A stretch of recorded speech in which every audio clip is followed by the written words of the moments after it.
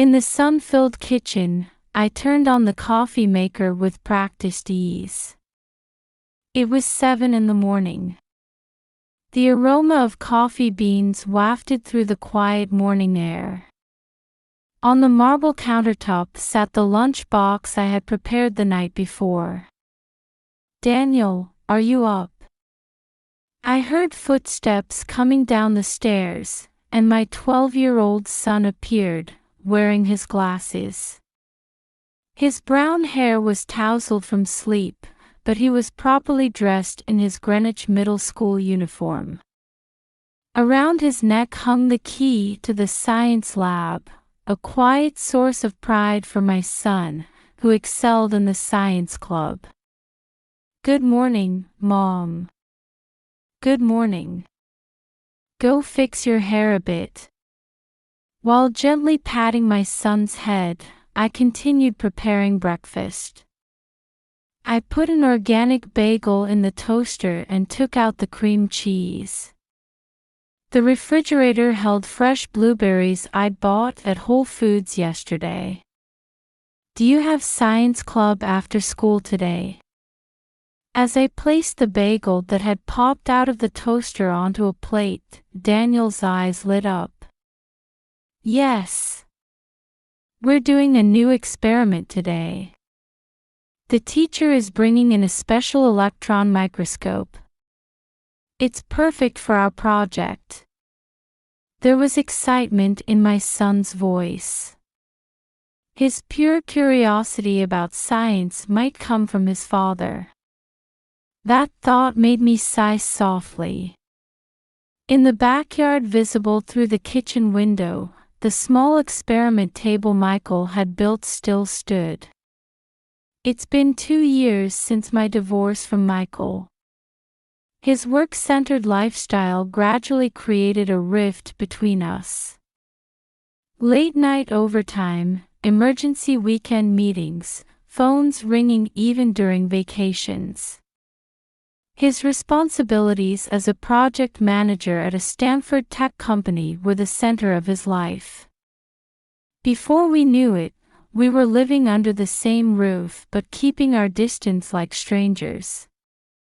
The last year was especially difficult. We tried couples counseling, but Michael's changes were only temporary.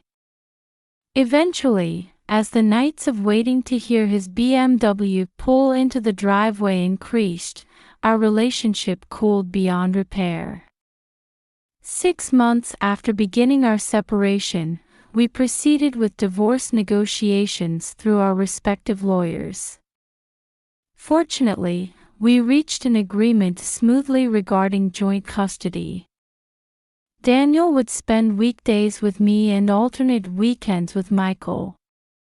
Child support was set at $2,000 per month. Our relationship became purely businesslike. My work as a real estate agent was going better than expected. Leveraging my experience at Coldwell Banker, my connections in Greenwich's upscale residential areas were steadily bearing fruit.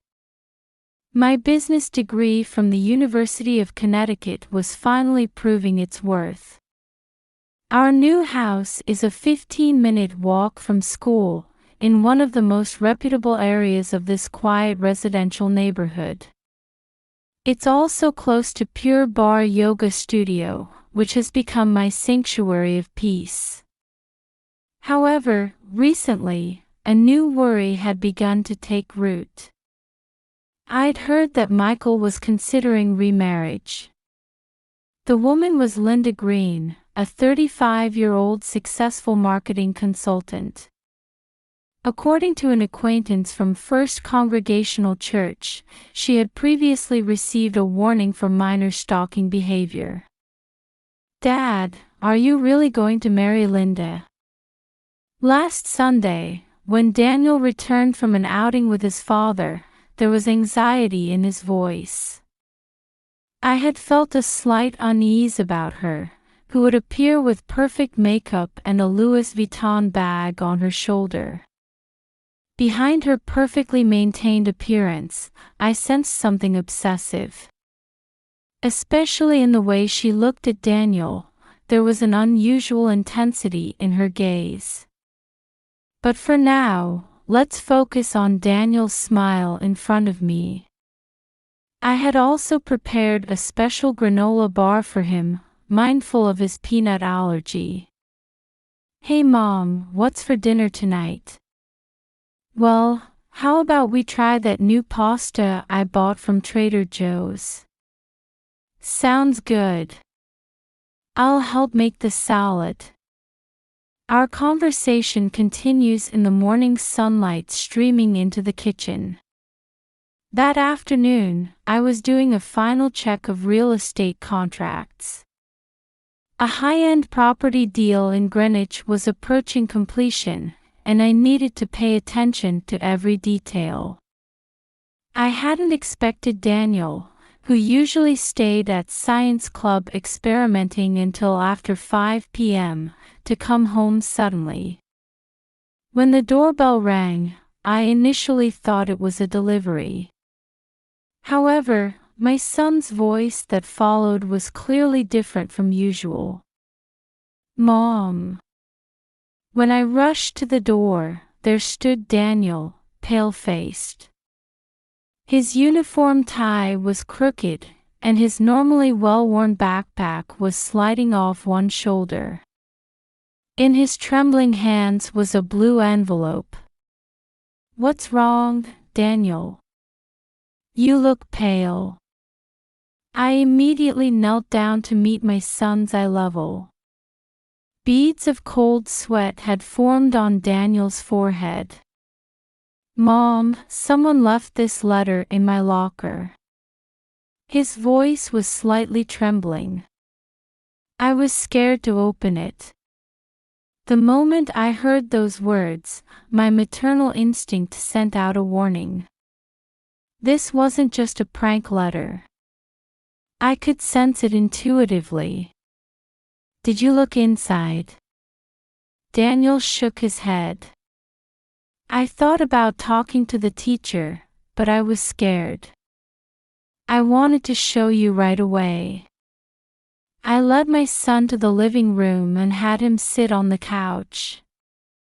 After making him some warm barley tea to help him calm down, I carefully took the envelope.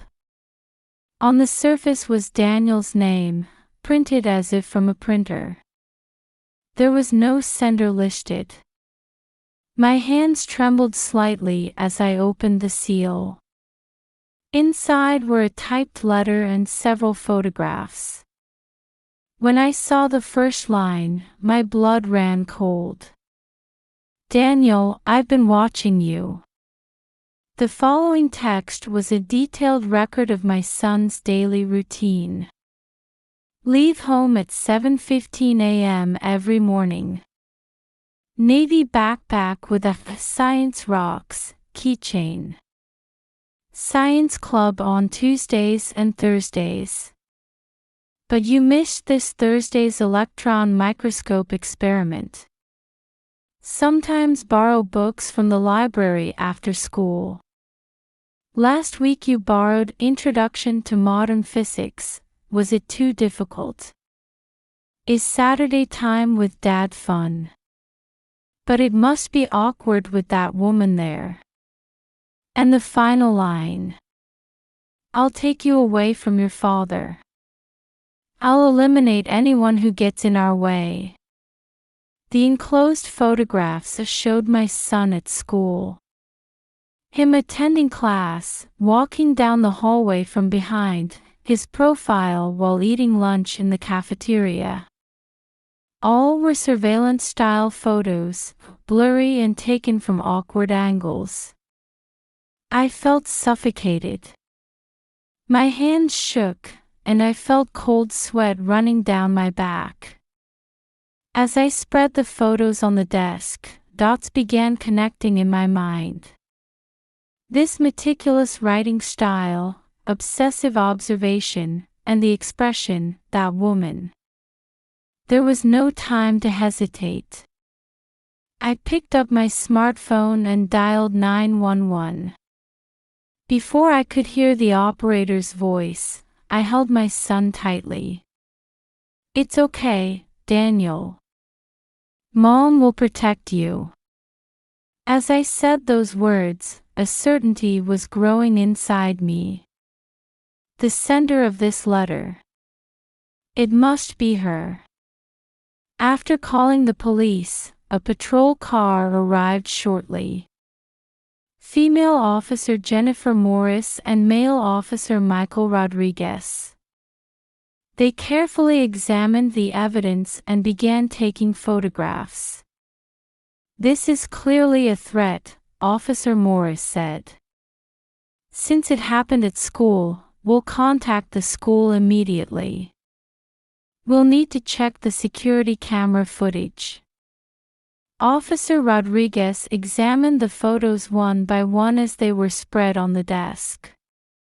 All these photos were taken inside the school. "It's likely an outsider has been getting into the school. We'll need to check the school's security system too." Right there, I called Michael as well. He was at work, but after I explained the situation, he immediately said, "I'm coming over," and hung up. That night, Daniel didn't want to stay in his own room. As I watched my son's sleeping face beside me on the living room sofa, I was lost in thought. The police promised to provide escort during school commute times starting the next day. The next morning, I was being interviewed in a conference room at the Greenwich police station. Detective Morris reviewed last night's records while asking questions. "Mrs. Watson, do you have anyone in mind who might do this?"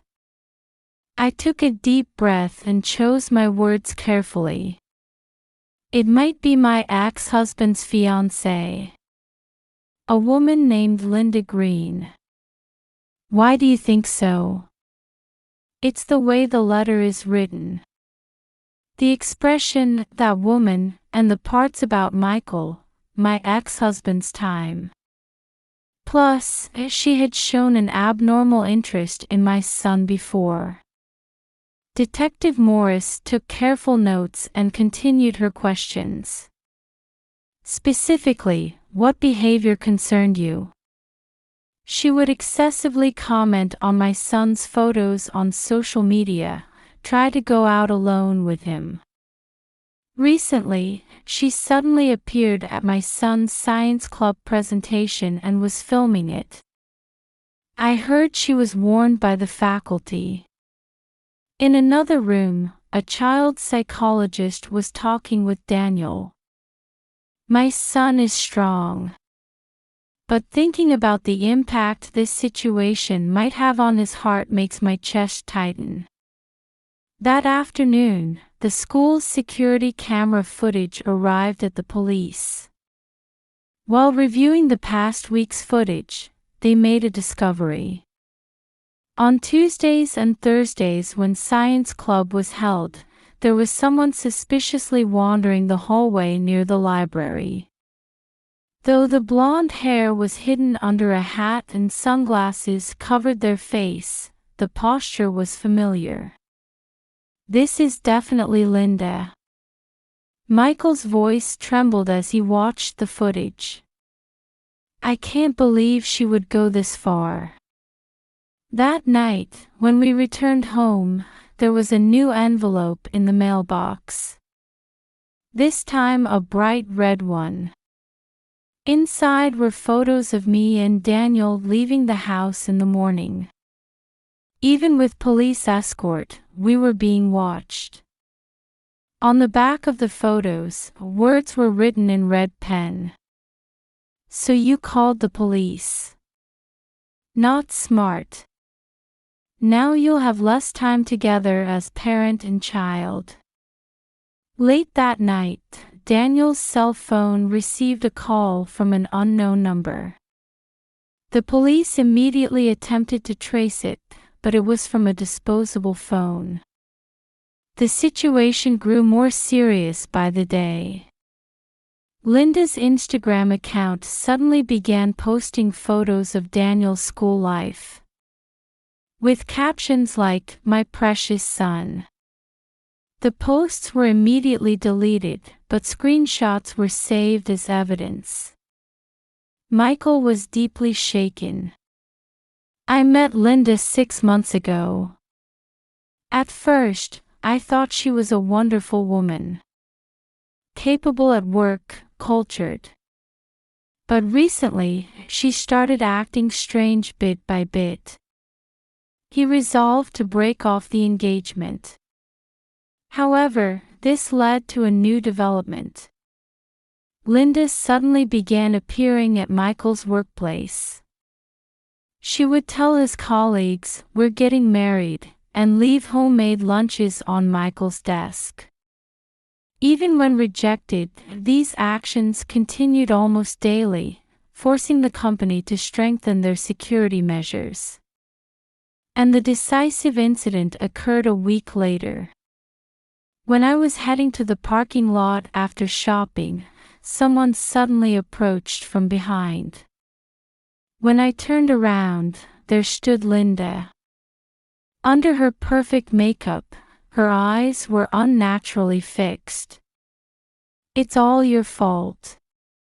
Trying to take my family away." There was something shining in her hand.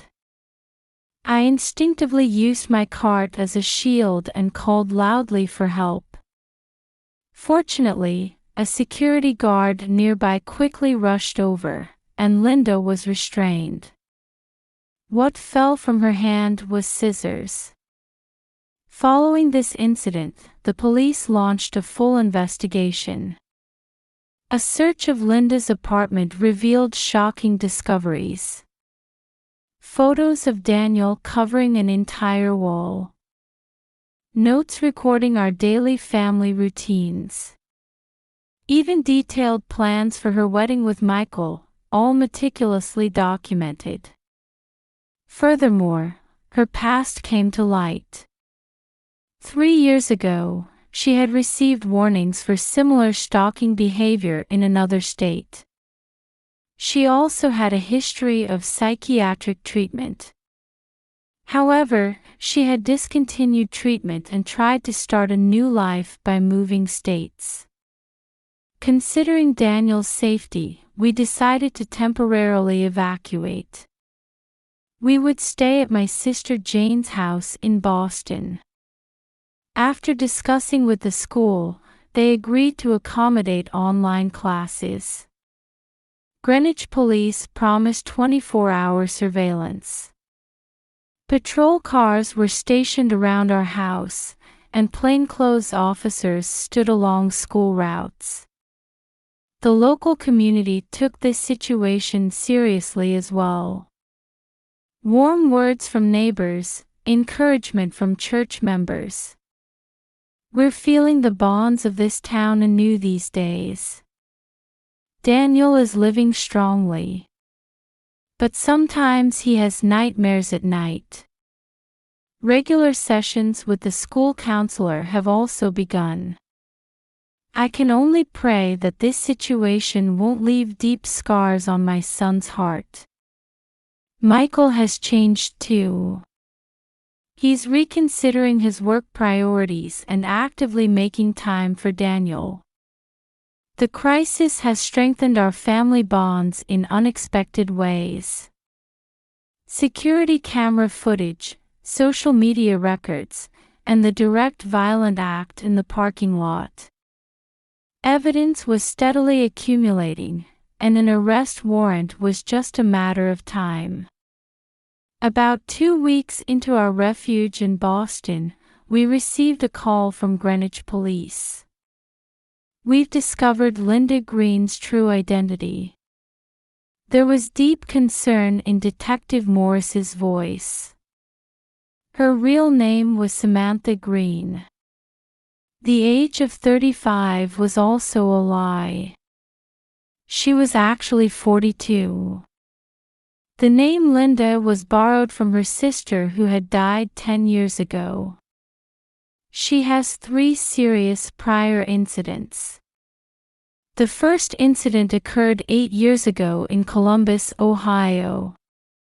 She approached a recently divorced man and showed an abnormal attachment to his son. The next was 5 years ago in Pittsburgh, Pennsylvania. Similarly, a single father and son were the targets. And then 3 years ago in Newark, New Jersey. In all incidents, she used different names and backgrounds. She's obsessed with creating the perfect family, explained criminal psychologist Dr. Sarah Johnson. Her own complex family environment and her sister's suicide 10 years ago triggered borderline personality disorder and delusional disorder. Her compulsive behavior to reshape other people's families into her ideal form escalated over time. During the investigation, even more shocking facts came to light. Linda, or rather Samantha, was unemployed, far from being a marketing consultant. Her luxury brand clothes and bags were all replicas. Her social media profile was a fabricated life. She had been depleting her savings while continuing to play the role of the perfect woman. Her suspicious behavior at work was also a product of her delusions. When she appeared at Michael's company, she had an official employee ID. Later investigation revealed it was a sophisticated forgery. Security cameras recorded her lurking around the company from early morning. Michael was consumed with guilt. I should have noticed earlier. But she was acting so perfectly. Indeed, their first meeting raised no suspicions. A charity event at First Congregational Church. Her winning over trust with refined behavior. Offering convincing advice as a marketing expert with extensive connections. Everyone was captivated by her superficial perfection. However, from her first meeting with Daniel, her behavior began to change gradually. Your son, he's perfect for my ideal. What was taken as a casual compliment at the time was actually the beginning of her pathological obsession. Her diary found during the house search recorded her distorted love in detail. I'll create the perfect family. Eliminate anyone who interferes, shape it into my ideal form. Daniel is smart and obedient. But that woman interferes. I wish she would disappear. Michael is mine. We are destined to be together. The latter half of the diary contained specific surveillance plans and even plans for our elimination. The attack at Costco was actually a meticulously planned action. The arrest took place in a more dramatic way than expected. When police surrounded her apartment, Linda had already disappeared. However, she was in an unexpected place. Near the house in Boston where we were taking refuge. She had anticipated our movement and followed us. Traces of a GPS tracker attached to my car were also found. At the time of arrest, she had rented an apartment opposite my sister's house. In the room were a telescope and high-performance camera. And notes detailing new plans. Tomorrow, I'll pick up Daniel. He's ready to become my son. When police broke in, she didn't resist. They say she just mumbled with an eerie smile. I was just doing the right thing. I only wanted to create a perfect family. With vacant eyes staring into the distance, she repeated the same phrases over and over.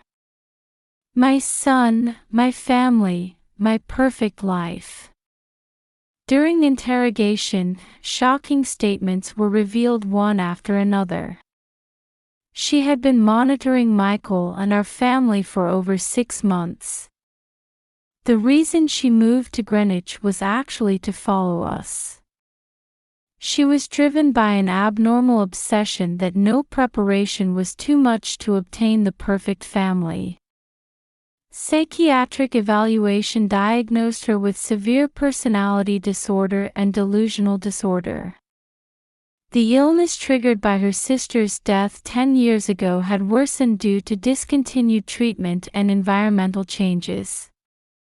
The prosecution decided to indict her on multiple charges including stalking, threats, attempted assault, and document forgery. At trial, while considering her mental illness, a prison sentence was expected due to the high level of premeditation. Michael was deeply shocked. If only I hadn't met her at that charity event. However, this incident unexpectedly strengthened our family bonds. "Hey Dad," one day Daniel spoke to his father. "Can we spend more time together?" Michael hugged his son tightly and made this promise. "You're right. From now on, let's cherish our family time more." A month after the incident, we were gradually returning to our normal lives. Samantha was to undergo intensive treatment under psychiatric supervision. To ensure her pathological obsession would never threaten another family again. The day I received the final report from the police, I let out a deep sigh of relief for the first time in a long while. From the kitchen, I could hear Daniel and Michael's voices preparing dinner. A new story of our family, in the truest sense, was about to begin. On a Saturday morning filled with spring air, we were walking at Greenwich Point. 6 months had passed since the incident. The harsh winter cold had faded, and a new season was beginning. "Mom, look! Seagulls!" Daniel's voice rang out on the fresh sea breeze. His profile looked a bit more mature than before. Thanks to regular counseling, his nightmares had gradually decreased. Last week, he was able to go to the library alone for the first time in a while. "Daniel, shall we get some ice cream?" At Michael's voice, our son's eyes lit up. Watching their backs, I smiled quietly. The crisis changed our family in unexpected ways. Michael made a big decision. He stepped down from his management position at the IT company and switched to a flex-time development role. Though his income decreased, he began a life where he could prioritize family time. "Work is just a tool, after all," he said one day while drinking coffee on the porch. "What matters is the happiness it leads to." School life was also gradually returning to normal. Science club remained Daniel's favorite. The other day, he won an Excellence Award at the county science fair. Michael adjusted his work schedule to attend the presentation. According to the monthly report from the probation officer, Samantha was continuing intensive treatment. After completing 6 months of inpatient treatment at a psychiatric hospital, she was now participating in a rehabilitation program at a specialized facility.